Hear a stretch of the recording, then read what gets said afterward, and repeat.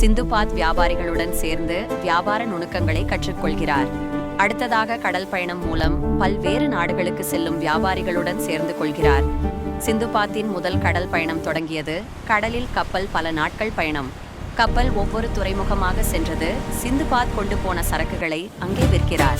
பிறகு அங்கே மலிவாக கிடைத்த பொருட்களை வாங்குகிறார். மலிவாக வாங்கிய பொருட்களை மற்ற தீவுகளில் விற்பனை செய்கிறார். பல தீவுகளுக்கும் செல்கிறார். வியாபாரத்தில் பணம் சேர்க்கிறது.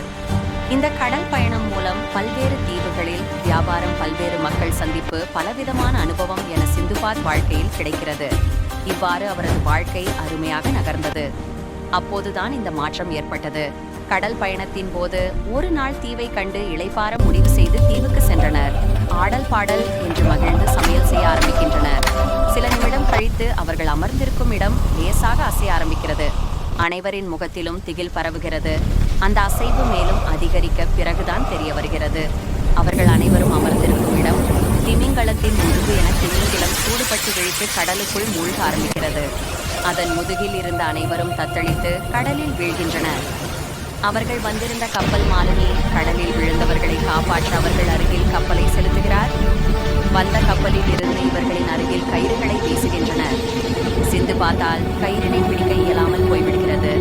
கப்பல் திமிங்கிலம் மீண்டும் வந்துவிடும் என்று கடந்து சென்று விடுகிறது. சிந்துபாத் கடலில் தத்தளிக்கிறார். மரக்கட்டை ஒன்றை கிடைக்க அதனை பற்றி கொள்கிறார்.